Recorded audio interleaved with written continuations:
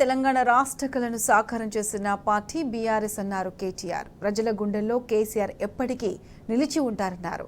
Parliament ఎన్నికల్లో ప్రజలు కాంగ్రెస్ పార్టీకి బుద్ధి చెప్పడం ఖాయమని స్పష్టం చేశారు. ఇంతవరకు హామీలను నెరవేర్చలేదని, 6 గ్యారంటీలను ఏమయ్యాయని ప్రశ్నించారు. సంక్షేమ పథకాల లబ్ధిదారుల ఎంపికల్లో కొత్త నిబంధనలు తెస్తున్నారని మండిపడ్డారు. అందరికీ సంక్షేమ పథకాలు అందేలా చూడాలన్నారు. శ్రీకృష్ణుడు శిశుపాలుడు 100 తప్పులు చేసేదాకా ఎదురు చూసిండట. మేము కూడా అట్లే అనుకున్నాం, 100 తప్పులు చేసేదాకా ఆగుదాం, 100 రోజులు ఆగుదామని. కానీ అట్లా లేదు పరిస్థితి.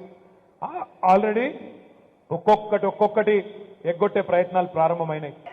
గ్రామాన కరడు గట్టినోళ్ళు ఏ పదవి ఆశించకుండా, ఏ లాభం ఆశించకుండా కేవలం కేసీఆర్ గారి మీద ప్రేమతో, తెలంగాణ మీద ప్రేమతో ఉన్న వాళ్ళు లక్షల మంది ఇలా గ్రామాల్లో ఉన్నారు. ఏమన్నా స్వార్థం ఉంటే నాకు ఫలానా పదవి రాలే, నాకు ఫలానాది రాలే, నాకు ఫలానా గౌరవం రాలే అని నాయకులకు ఉండొచ్చు తప్ప కార్యకర్తలకు ఆ బాధ ఏం లేదు. ఎంతో మంది చెప్తున్నారు, మాకు రైతులు బాధపడుతున్నారు.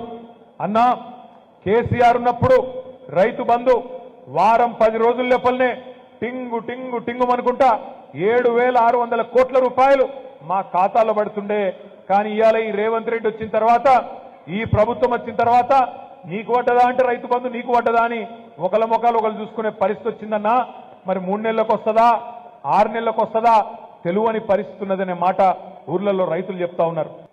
మన జీవితంలో అసాధ్యం అనుకున్న తెలంగాణనే తెచ్చిన నాయకుడు మన ముఖ్యమంత్రి, మన తొలి ముఖ్యమంత్రి కేసీఆర్ గారు మనకున్నారు.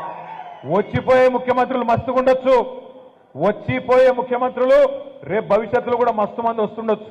కానీ తెలంగాణ తెచ్చినోడు మాత్రం ఒకే ఒక్కడు, మన నాయకుడు కేసీఆర్. పాలమూరు రంగారెడ్డి ఎత్తిపోతల పథకానికి జాతీయ ప్రాజెక్టు హోదా ఇస్తామని చెప్పి ఇవాళ నమ్మబలికి 10 ఏళ్లలో ప్రభుత్వాన్ని నడిపి కూడా మనకు జాతీయ ప్రాజెక్టు ఇయ్యని ప్రధానమంత్రి ఎవడని ఉన్నాడా అంటే నరేంద్ర మోడీ మాత్రమే. ఇంకొక వైపు ఒక జాతీయ పార్టీ ఏమో మన పాలమూరు రంగారెడ్డి ఎత్తిపోతల పథకానికి జాతీయ హోదా ఇవ్వకుండా పక్కనే ఉన్న కర్ణాటకలో అప్పర్ భద్రా ప్రాజెక్టుకు మాత్రం జాతీయ హోదా ఇచ్చింది.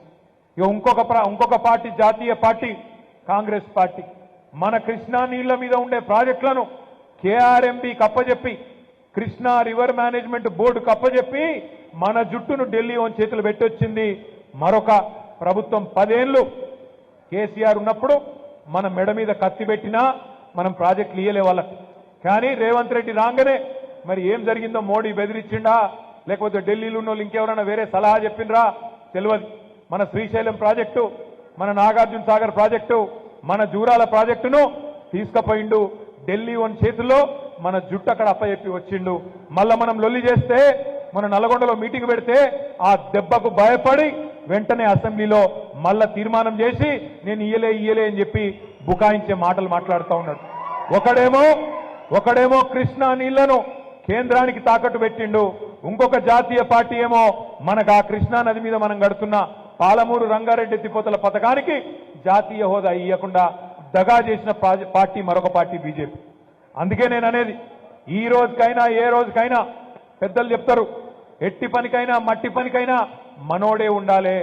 ఈ గులాబీ జెండా ఉంటేనే తెలంగాణ ప్రయోజనాలు, గల్లీ నుంచి ఢిల్లీ దాకా తెలంగాణ ప్రయోజనాలు కాపాడేది ఈ గులాబీ జెండా ఒక్కటే.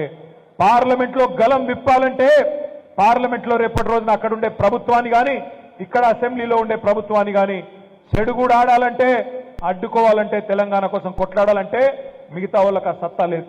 కేవలం మన గులాబీ దండుకే ఉన్నది, గులాబీ సైన్యానికే ఉన్నది. కాబట్టి పార్లమెంట్ ఎన్నికల్లో మళ్ళొక్కసారి ఎక్కడ కోల్పోయిన దాన్ని అక్కడి నుంచే స్టార్ట్ చేసుకుందాం.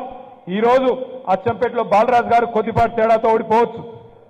రేపు పార్లమెంట్లో ఇదే అచ్చంపేటలో మంచి మెజారిటీతో తప్పకుండా మళ్ళీ తిరిగి మన పూర్వ వైభవం సాధించుకుందాం.